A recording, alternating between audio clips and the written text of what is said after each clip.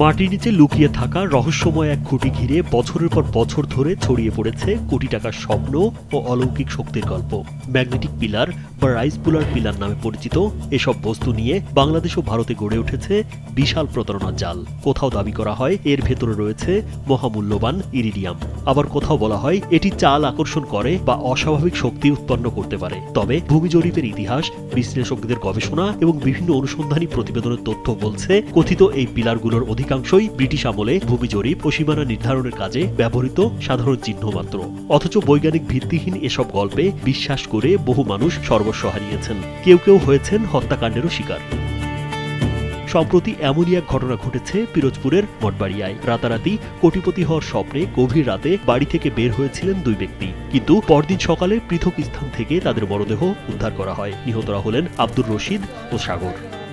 Magnetic pillar বা rice পুলার pillar নামে পরিচিত এই রহস্যময় বস্তু নিয়ে বাংলাদেশ ও ভারতে দীর্ঘদিন ধরে চলছে নানা গুজব, জনশ্রুতি এবং প্রতারণার ব্যবসা। গুগলে ম্যাগনেটিক পিলার বা রাইস পুলার পিলার লিখে খোঁজ করলে পাওয়া যায় অসংখ্য ওয়েবসাইট, বিজ্ঞাপন ও গল্প। তবে বাস্তবতা বলছে এসবের বড় অংশই ভিত্তিহীন দাবি এবং প্রতারণার কৌশল।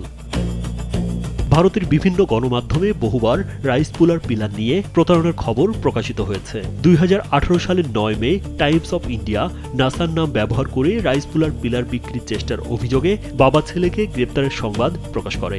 এর আগেও দুই ব্যবসায়ীকে প্রতারণার মাধ্যমে যথাক্রমে প্রায় 1.5 কোটি এবং 39 লাখ রুপি হাতিয়ে নেওয়ার ঘটনা সামনে আসে। লোডশেডিং কিংবা ঘরের বাইরের তীব্র গরমে ওয়ালটন রিচার্জেবল ফ্যান থাকলে থাকবে শুধু বাতাস আর বাতাস।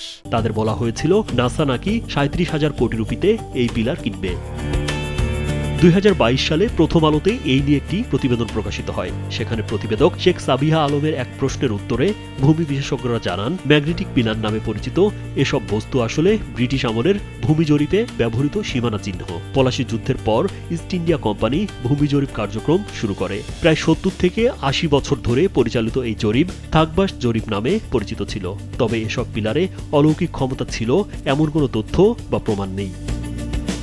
থাকবাস জরিপের পর আরও দুটি জরিপ করেছিল ব্রিটিশ সরকার। এর একটি রেভিনিউ জরিপ ও অন্যটি ক্যাডাস্ট্রাল সার্ভে, যেটিকে সিএস জরিপ বলা হয়। রেভিনিউ জরিপের সময় কিছু মাটির ডিবিও বসানো হয়, সে কারণে এই জরিপ ডিবি জরিপ নামেও পরিচিত ছিল। ম্যাগনেটিক পিলার কি বজ্রপাত নিরোধ করত? এমন প্রশ্ন জানতে লন্ডনের আবহাওয়া বিভাগে ইমেল করেছিল প্রথম আলো।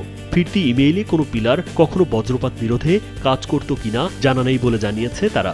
এই পিলারগুলো কবে, কখন, কোথায়, কেন বসানো হয়েছিল সে সম্পর্কে জানতে ব্রিটিশ মিউজিয়ামের সঙ্গে যোগাযোগের পরামর্শ দেয় তারা। ব্রিটিশ মিউজিয়াম ইমেইলের প্রাপ্তি স্বীকার করলেও কোনো জবাব দেয়নি।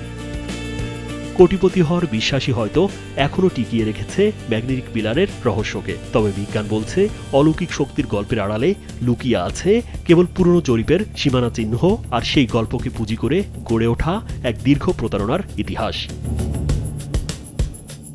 রাজীব বিশ্বাস, কালবেলা।